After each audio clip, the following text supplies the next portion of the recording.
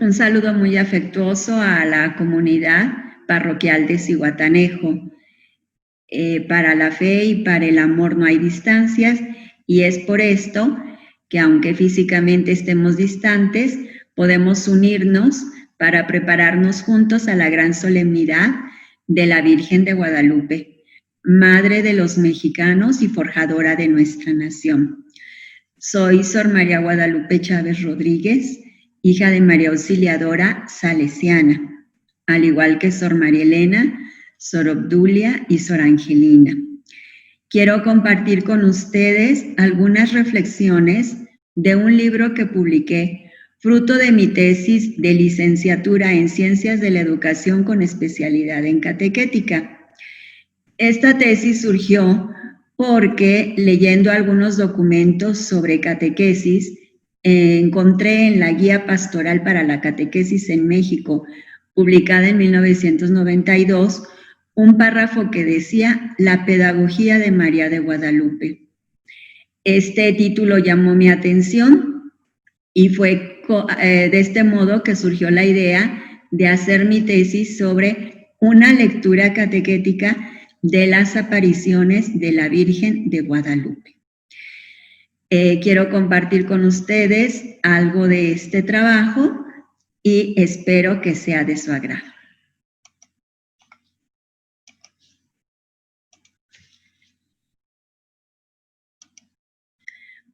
Para poder comprender en su totalidad el mensaje que la Virgen de Guadalupe nos vino a dar, es necesario ir a la historia, conocer la historia del pueblo que recibió este mensaje, y este pueblo son los aztecas. Seguramente recordaremos que los aztecas eran un pueblo que venían del norte del país y que vinieron peregrinos, migrantes, buscando el lugar que según la tradición sus dioses les asignarían para fundar su ciudad. Recordemos que la promesa era donde encontraran un águila devorando la serpiente. Y es justo en el lago, en medio del lago de Tenochtitlán, donde encuentran este símbolo y ahí construyen la gran Tenochtitlán. Pero es muy importante ver que este pueblo era sumamente religioso. Por eso, cuando vienen caminando del norte del país, vienen luchando con otros pueblos, vienen encontrando y en contacto con otros pueblos, van asumiendo los dioses o las creencias religiosas de esos pueblos y las van haciendo suyas. De este modo, ¿verdad? Cuando ellos llegan a Tenochtitlán, pues pareciera ser que tienen muchos dioses. Sin embargo, Bernardino de Sahagún, que es uno de los primeros misioneros que vinieron a México y que fue, podríamos decir, el antropólogo de la cultura azteca, él llega a afirmar que no son politeístas, sino que tienen la creencia en un único Dios, que es Ometeotl, pero que este Dios tiene diferentes rostros o diferentes fases. Y es aquí, ¿verdad?, donde aparecen todas estas diversidad de atributos de los dioses. Es muy importante que comprendamos la religiosidad del pueblo azteca y para ello voy a narrar algunos mitos que ellos tenían. Estos mitos se consideran semillas del verbo. ¿Qué son las semillas del verbo? Son verdades que Dios pone en el corazón de los pueblos o de culturas que no conocen el cristianismo, pero que sí permiten conocer a Dios. Estas verdades coinciden con nuestra fe. El primer mito que voy a compartir es el mito de la creación del hombre. Para los aztecas, había habido antes de nosotros 4 mundos. Nosotros éramos el quinto sol o somos el quinto sol. Y en los otros 4 mundos, los hombres habían muerto, el primer mundo por el fuego, el segundo por el agua, etc. Y cuando van a crear los dioses al hombre del quinto sol, bajan al lugar de los muertos, toman huesos de los hombres que estaban ahí, los muelen, ¿verdad? Y los amasan con su propia sangre. Y con esta masa crean al hombre. De este modo, para los aztecas, los hombres tenían sangre divina. Esto es muy importante porque coincide con nuestra fe en que nosotros creemos que tenemos la vida de Dios en nosotros, que nos otorga el bautismo, ¿verdad? Bien, entonces ellos creían que el hombre había sido creado con la sangre de los dioses. El segundo mito es Quetzalcóatl. Quetzalcóatl fue un gobernante mítico que dio mucho esplendor al pueblo azteca y era muy recto, muy observante, no le gustaban los sacrificios humanos, pero en una ocasión su enemigo, Tezcatlipoca, lo emborracha, ¿verdad?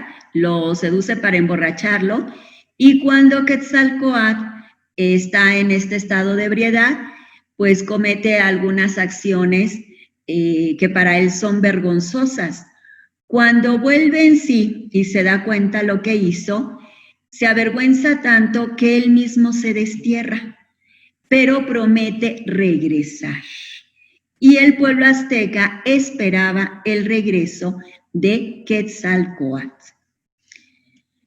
El tercer mito que quiero compartir es el del nacimiento del sol.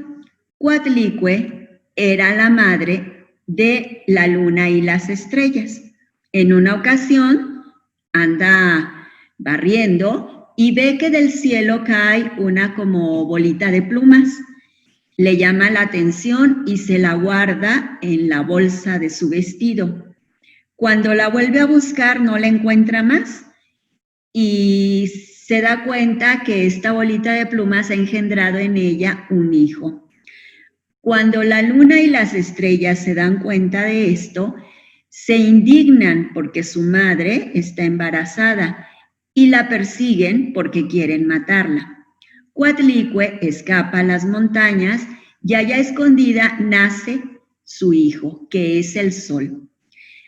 El sol defiende a su madre y a partir de ese momento se entabla una batalla entre la luna y las estrellas contra el sol. Según los aztecas, cada noche se daba esta batalla y durante la noche la luna y las estrellas estaban venciendo al sol y el sol necesitaba de la sangre humana para tener la fuerza para vencer cada día a la luna y a las estrellas. De este modo, se crea para los aztecas esta idea o esta misión de que ellos tienen que conservar el equilibrio cósmico. Es decir, los aztecas son el pueblo elegido por los dioses para mantener el equilibrio cósmico. ¿Cómo van a establecer este equilibrio cósmico? A través de los sacrificios humanos. Si el sol necesita sangre y los hombres tienen sangre de los dioses, entonces es necesario ofrecerle corazones de los hombres y la sangre humana para que el sol tenga fuerza de seguir saliendo. Por lo tanto, los sacrificios humanos no eran un acto de canibalismo ni de crueldad, ni eran de maldad, sino que era dar fuerza al sol, alimentar al sol para que siguiera teniendo vida y pudiera vencer cada noche a la luna y a las estrellas. Para los aztecas, esta era su misión como pueblo y toda su organización social, política, religiosa, giraba en torno a esta misión. Por ejemplo, sabemos que los aztecas eran polígamos. ¿Por qué? Porque eran un pueblo guerrero y como guerrero, pues morían muchos. Por lo tanto, necesitaban procrear muchos hijos. ¿Y cómo iban a procrear muchos hijos? pues teniendo que los hombres tuvieran muchas mujeres. O sea, cada una de su organización, cada elemento de su organización estaba en función de esta misión. Y aquí también entra lo que eran las guerras floridas. Los aztecas eran un pueblo guerrero. Ellos se dedicaban a conquistar pueblos, pero en estas luchas no llegaban a matar. Es muy importante comprender esto. Ellos no llegaban a matar a la gente, no saqueaban los pueblos, no destruían. ¿Qué era lo que hacían? Tomaban prisioneros, tomaban a los guerreros prisioneros para ofrecerlos en sacrificio. ¿Por qué? Porque los guerreros eran hombres valientes y por lo tanto había que ofrecerle a los dioses lo mejor, hombres valientes. No destruían, lo único que destruían era el templo. Esto es muy significativo. Destruir el templo del pueblo con el cual estaban luchando quería decir que sus dioses eran eliminados y en su lugar se iban a poner los dioses de los aztecas. O sea que su misión en las guerras floridas era también establecer el reinado de sus dioses aztecas. De este modo, ¿verdad? Ellos tomaban prisioneros para ofrecer en sacrificio. El pueblo azteca era muy religioso y por eso construían muchas pirámides. La palabra pirámide significa montaña artificial.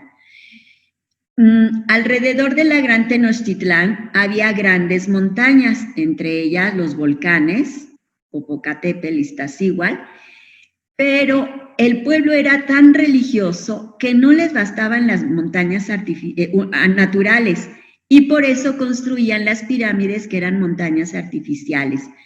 Las pirámides eran lugar de culto, lugar donde se ofrecían los sacrificios y lugar donde ellos podían tener contacto con la divinidad.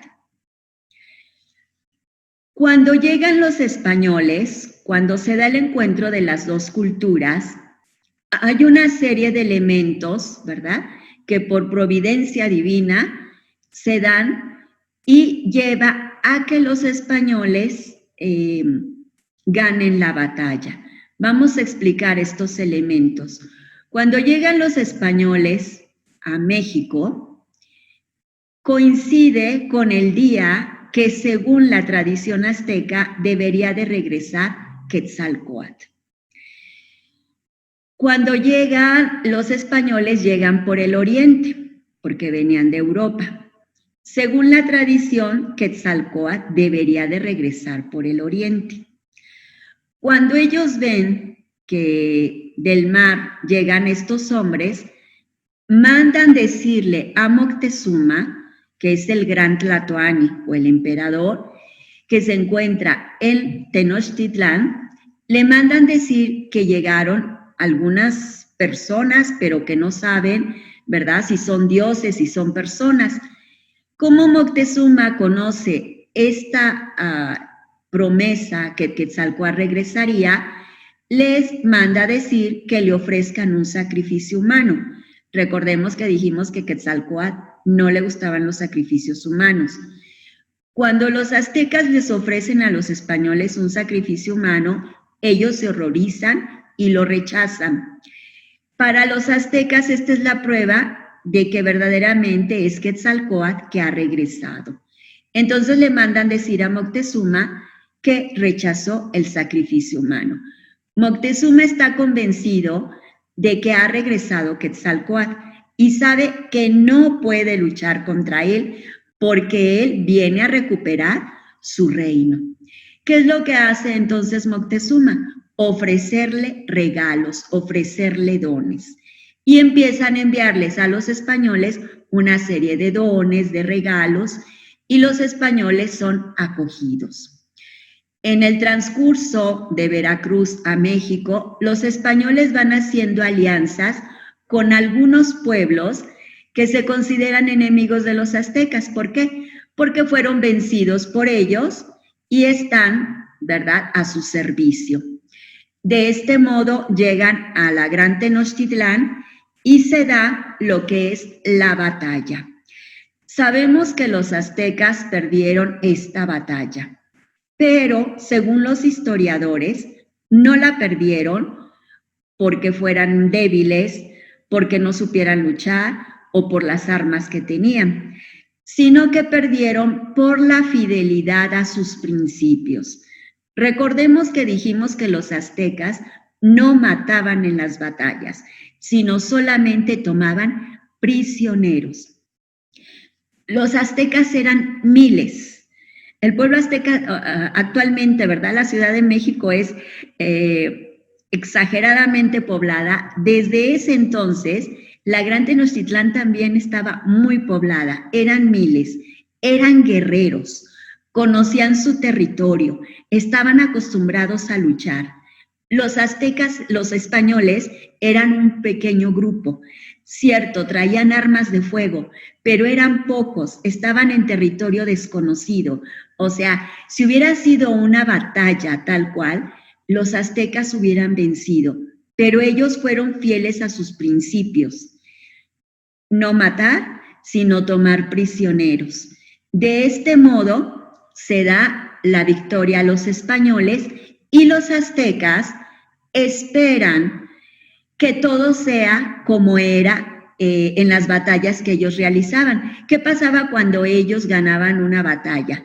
Dijimos que no destruían, sino que ese pueblo al cual habían vencido seguía siendo libre, seguía llevando su vida y lo único que hacían era pagarles tributo. Los aztecas esperaban esto, sin embargo se dieron cuenta que no era así.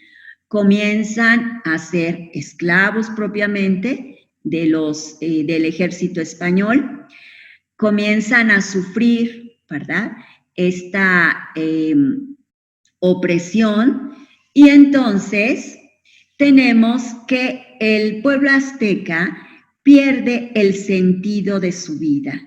¿Pero por qué pierde el sentido de su vida? No porque perdió poder político, no porque perdió poder material o riquezas, no porque perdió su libertad, sino porque se da cuenta que sus creencias religiosas no eran verdaderas.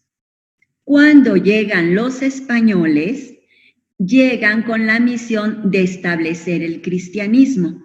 Por lo tanto, comienzan a prohibir y eliminar cualquier culto a su religión antigua.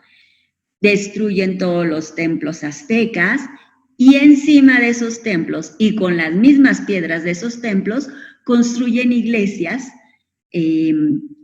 cristianas católicas y prohíben los sacrificios humanos. Cuando los aztecas se dan cuenta que pasan los días, que no se le ofrecen al sol corazones, que no se le ofrece al sol sangre humana, se dan cuenta que no era verdad que el sol necesitaba de esos corazones y de esa sangre para vencer cada día. Se dan cuenta que el sol sigue saliendo y que el equilibrio cósmico se mantiene sin la necesidad de sus sacrificios humanos. Por lo tanto, ellos pierden el sentido de la vida porque podríamos decir, su orgullo era ser el pueblo elegido para mantener el equilibrio cósmico. ¿Cómo sabemos que perdieron el sentido de la vida? Existe un libro que se llama El Coloquio de los 12. Este libro es un diálogo que tienen los sabios aztecas con los 12 primeros misioneros franciscanos que vienen. Ellos comienzan a platicar sobre sus creencias, cómo ven el mundo, cómo conciben la vida, y en algún momento les dicen esto a los españoles: hagan con nosotros lo que quieran, déjennos morir ya, déjennos perecer, puesto que nuestros dioses han muerto. Esta frase que se encuentra en este libro del Coloquio de los 12 es muy significativa. Los aztecas no quieren continuar viviendo porque sus dioses han muerto. Sus dioses no eran realidad. Comentan los historiadores que era tanta su depresión que no querían procrear ya. No querían procrear, vivían porque tenían que seguir trabajando, pero estaban sumidos en una depresión total. Es en este contexto que se dan las apariciones de la Virgen de Guadalupe. 10 años después de la caída de Tenochtitlán, se dan las apariciones y la Virgen viene justo cuando el pueblo azteca no tiene esperanza, no tiene sentido de la vida y solo espera la muerte. La presencia de la Virgen de Guadalupe viene a darle al pueblo mexicano nuevamente el aliento de vivir y la esperanza. ¿Cómo lo hace? Les ayuda a descubrir el sentido de su vida nuevamente, ¿verdad? Y lo va a hacer con el mandato de construir un templo. Dijimos que los templos eran para el pueblo azteca lo más importante, ¿verdad? Que en una batalla, en una guerra florida, lo único que destruían era el templo. Y destruyendo el templo, vencían al pueblo enemigo. Fíjense, esto es muy significativo. Podían estar vivos todos, podía estar todo, pero destruyendo el templo era decir, ganamos, ¿sí? El templo representaba al pueblo. Cuando ellos iban a construir un pueblo nuevo, a fundar un pueblo nuevo, lo primero que construían era el templo. Si había templo, ya había pueblo, y alrededor de él comenzaba a crecer la ciudad. Por ejemplo, en el Estado de México, en Tlalnepantla, hay una catedral que cuando se construyó pertenecía a 2 pueblos, Tlalnepantla, eso quiere decir entre 2 pueblos. Según la tradición, la catedral está construida con 2 tipos de piedra, porque cada pueblo puso su piedra, porque iba a ser un templo que representaba a 2 pueblos. Por lo tanto, el templo equivale a identidad del pueblo.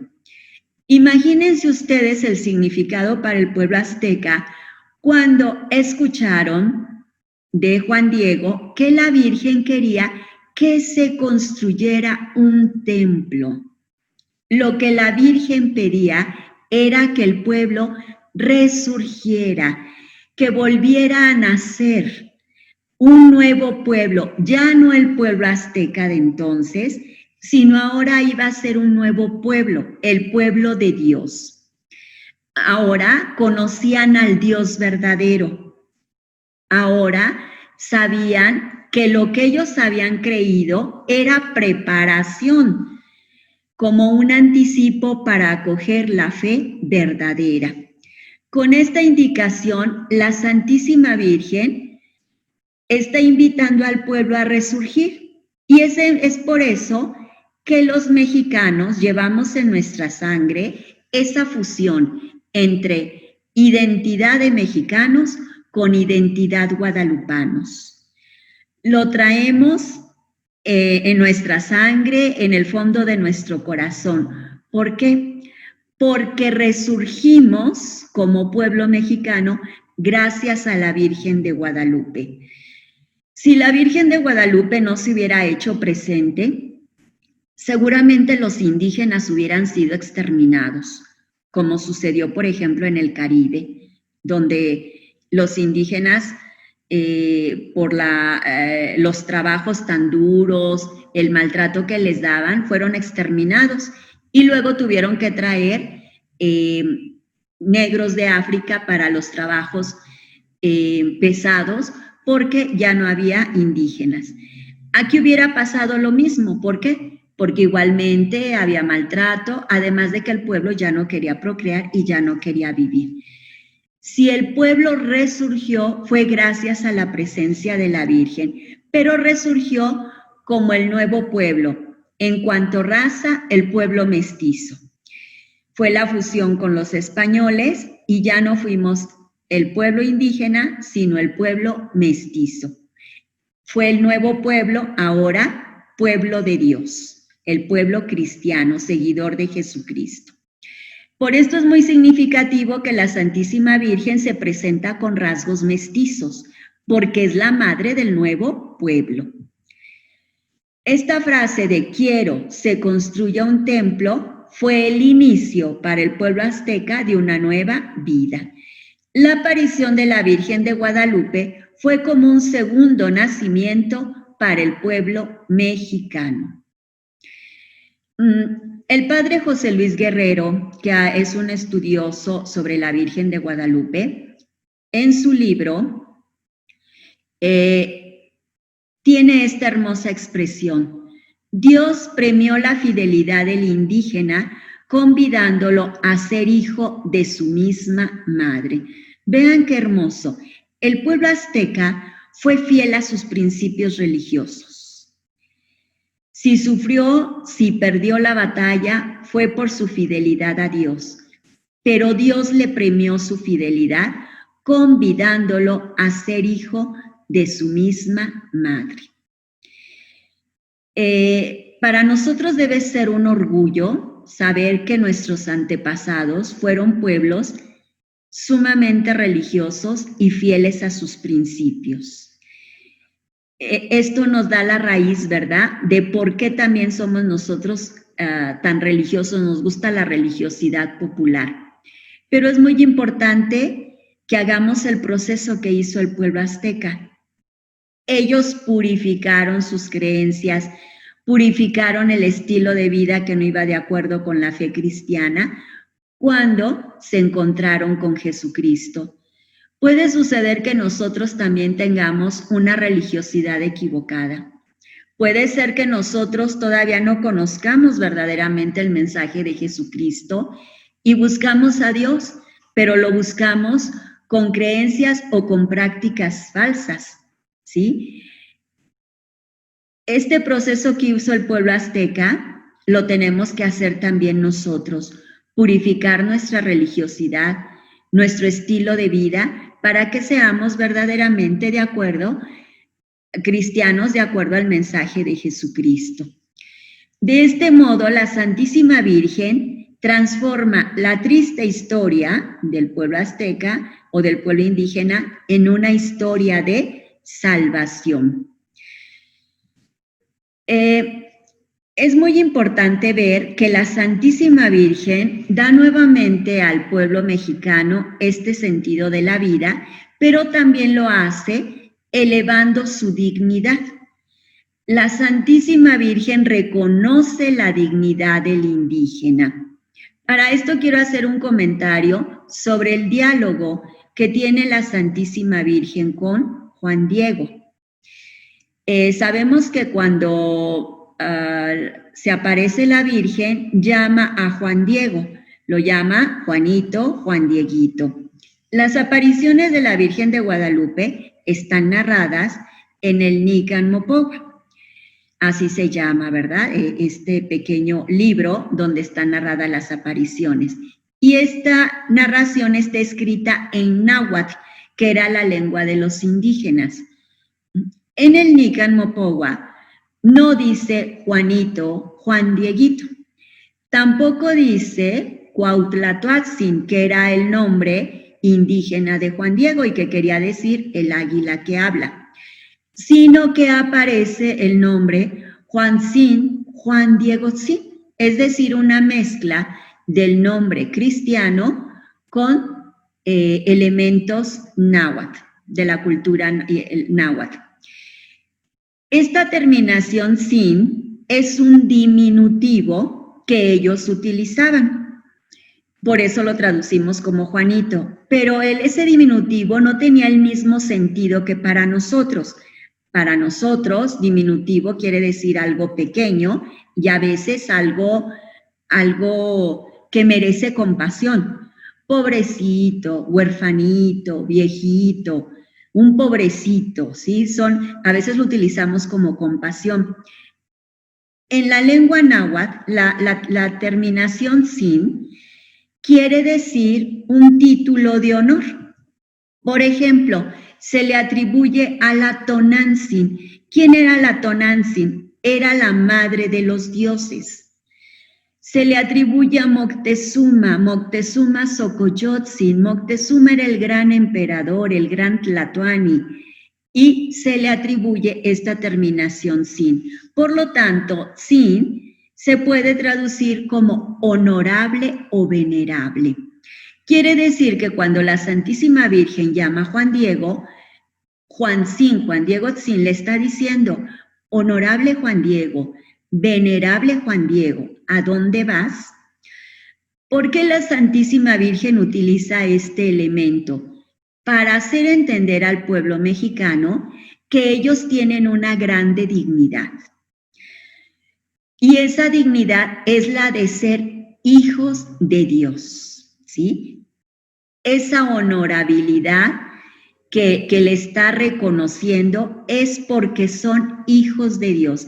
Ahora son un nuevo pueblo que son hijos de Dios, así como antes ellos consideraban ser el pueblo elegido del sol, ¿verdad? El pueblo del sol para mantener el equilibrio cósmico, ahora se reconocen hijos de Dios y aquí está su grandeza, su dignidad, que es igual a la de los españoles.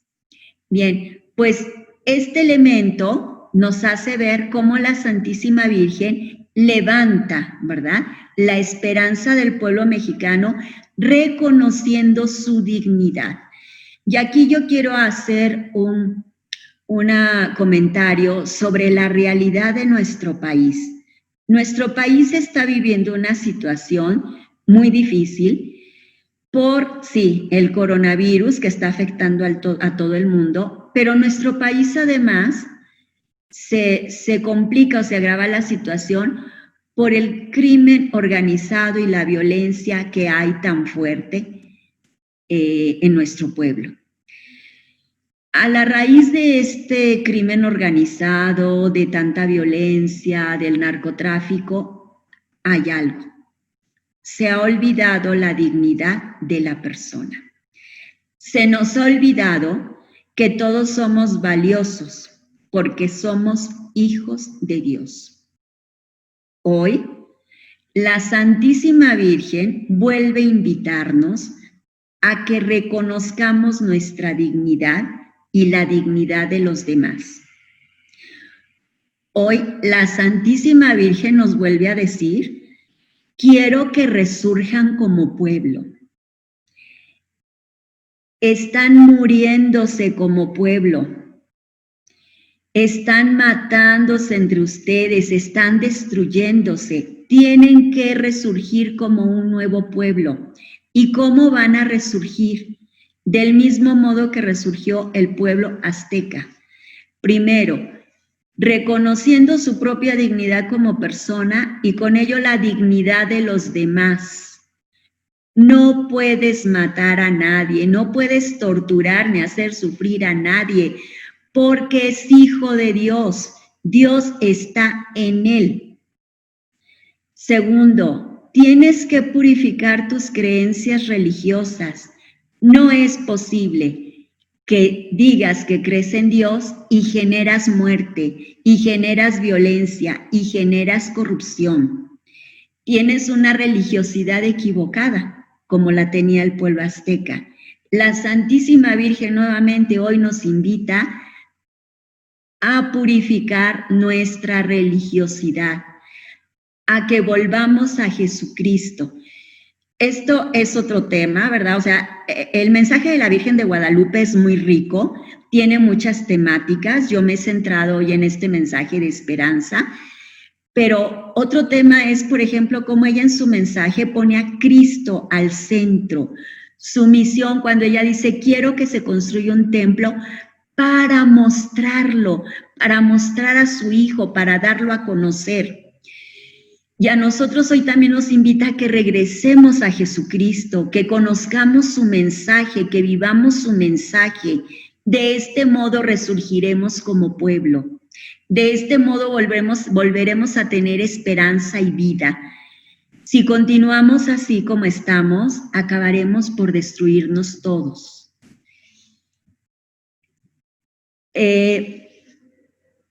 Entre los años 1740, 1750, el Papa Benedicto XIV, que era el Papa en ese entonces, cuando escuchó por primera vez la narración de las apariciones de la Virgen de Guadalupe, dijo esta frase, que es del Salmo 147, no ha hecho cosa igual con ninguna otra nación. Esto es una realidad. Lo que la Santísima Virgen hizo con nuestro pueblo no lo ha hecho con ninguna otra nación. Se ha aparecido en otros lugares, pero solo se ha aparecido. A nosotros nos dio identidad como pueblo, como mexicanos, el pueblo mestizo. Nos vino a mostrar la verdadera fe, nos vino a evangelizar, nos hizo resurgir, nos hizo nacer. Por eso, orgullosamente, como dijo el Papa Benedicto XIV, lo que ha hecho con nosotros la Virgen no lo ha hecho con ninguna otra nación. Pues en esta preparación a la solemnidad de la Virgen de Guadalupe, los invito a que nos pongamos bajo su mirada, que nos pongamos a la escucha de su mensaje, de su palabra, su mensaje que es de respeto por la vida, respeto por la dignidad de la persona, su mensaje que es de conocer a Dios, conocer su mensaje, purificar nuestros hábitos, nuestras costumbres, purificar nuestra religiosidad para ser auténticos hijos de Dios y ser el auténtico pueblo que ella quiso para nosotros. Que la Santísima Virgen nos ayude a resurgir como pueblo, a reconstruir nuestra nación, a volver a ser la nación de paz, de armonía que hace años éramos, porque estábamos bajo su mirada y su manto. Ella no se ha apartado de nosotros, somos nosotros los que nos hemos alejado y ella espera que volvamos a ponernos bajo su regazo. Que tengan buena fiesta de la Santísima Virgen y que Dios los bendiga.